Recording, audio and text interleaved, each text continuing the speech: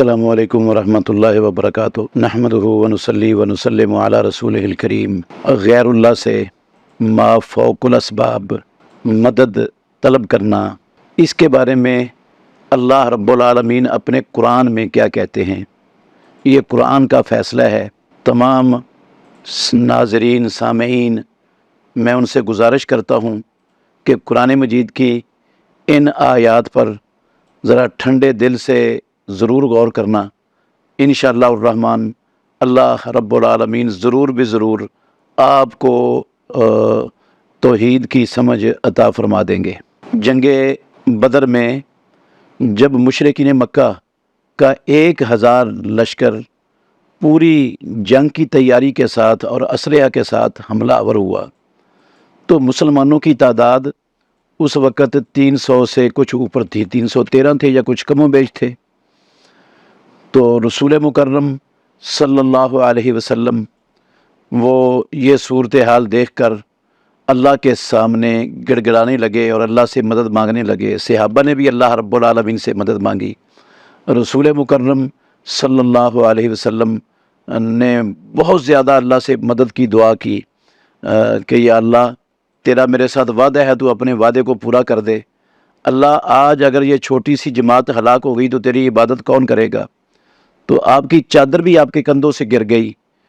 رسول اللہ صلی اللہ علیہ وسلم کو صدیق اکبر رضی اللہ عنہ نے کہا، چادر بھی کندھوں پر رکھی اور کہا حسبو کا، اے اللہ کے نبی آپ کو کافی ہے، اللہ ضرور آپ سے کیا ہوا اپنا وعدہ پورا کرے گا۔ تو اللہ رب العالمین نے یہ آیت اتار کے اس محمد الرسول اللہ صلی اللہ علیہ وسلم کے عمل کی زبردست تعریف کی۔ فرمایا اذ تستغیثون ربکم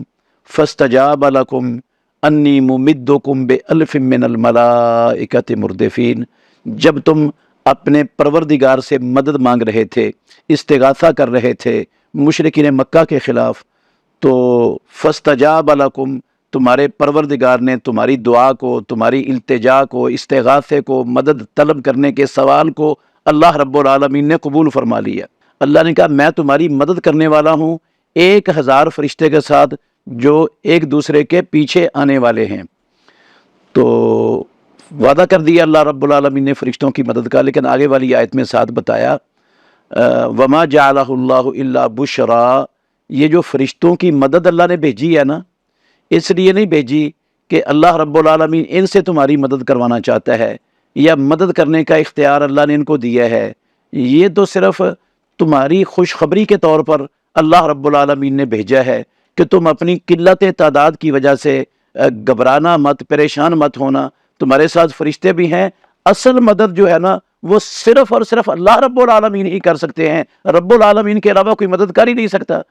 تو فرمایا وما جعلہ اللہ الا بشرا ولتطمئن بہ قلوبکم، تاکہ تمہارے دل اس کے ساتھ مطمئن ہو جائیں۔ ومن نصر الا من عند اللہ،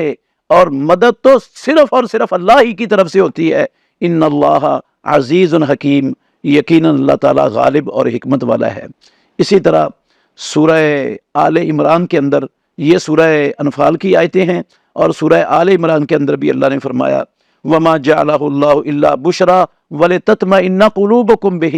اللہ رب العالمین نے اس کو فرشتوں کے بھیجنے کو تمہارے لیے صرف خوشخبری بنایا تھا تاکہ تمہارے دل اس کے ساتھ مطمئن ہو جائے۔ ومن نصر الا من عند اللہ العزیز الحکیم، اور مدد تو صرف اللہ کی طرف سے ہی ہوتی ہے جو غالب اور حکمت والا ہے۔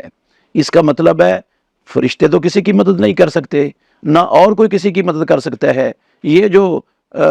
ومن نصر الا، ما اور الا یہ کلمہ حصر ہے، اللہ رب العالمین نے اس آیت کے اندر حصر کے ساتھ فرمایا مدد صرف اور صرف اللہ ہی کی طرف سے ہوتی ہے۔ تو ما فوق الاسباب،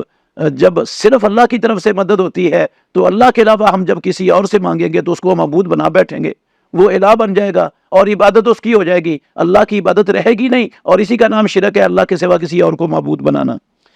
ایک مقام پر اللہ رب العالمین نے فرمایا ینصرکم اللہ فلا غالب لکم، کائنات میں بسنے والو اگر اللہ تمہاری مدد کرے گا تو تم پر کائنات میں کوئی غالب آنے والا ہے ہی نہیں جو تم پر غالب آ جائے۔ وَإِن يَخْذُلْكُمْ فَمَنْ ذَا الَّذِي يَنْصُرُكُمْ مِنْ بَعْدِهِ، اور اگر اللہ تمہاری مدد چھوڑ دے،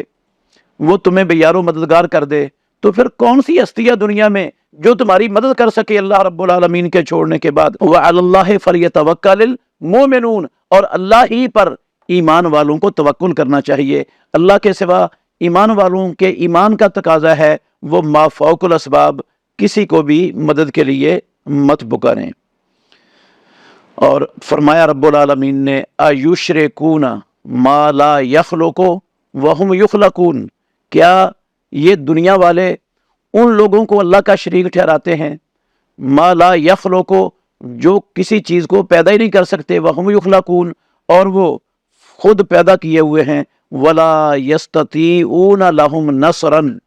اللہ کے سوا کوئی بھی ان کی ما فوق الاسباب مدد کی طاقت رکھتے ہی نہیں، ولا انفسهم ينصرون، ان کی مدد تو دور کی بات ہے، وہ تو اپنی بھی مدد نہیں کر سکتے۔ اور اللہ رب العالمین نے فرمایا ام لہم آلہۃ تمنعہم من دوننا،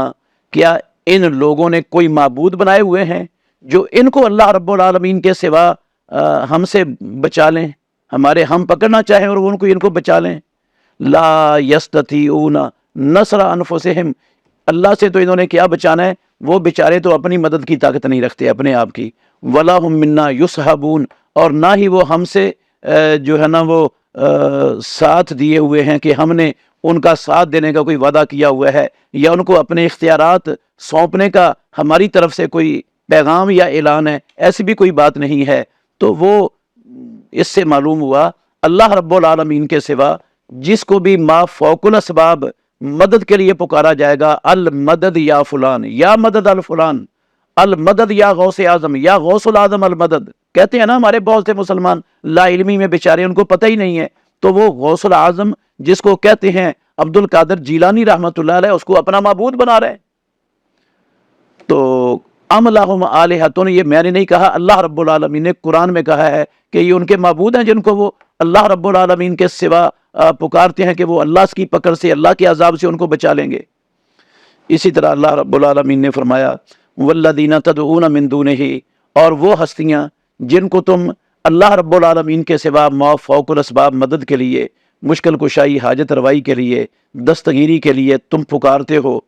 اولاد کے لیے جن کو تم اللہ کے سوا پکارتے ہو، لا یستطیعون نصرکم ولا انفسہم ینصرون، وہ تمہاری مدد کی طاقت نہیں رکھتے اور وہ اپنے آپ کی بھی مدد نہیں کر سکتے۔ تو جو اپنے آپ کی مدد نہیں کر سکتا وہ تمہاری مدد کیا کرے گا؟ ان آیتوں پر، یہ اس طرح کی قرآن مجید میں بے شمار آیات ہیں، ان آیتوں پر اگر ہم غور کریں تو یہ بات سمجھ آ سکتی ہے کہ مدد صرف اللہ رب العالمین سے طلب کی جا سکتی ہے، اور ما فوق الاسباب مدد صرف اللہ رب العالمین کا حق ہے اور اختیار ہے،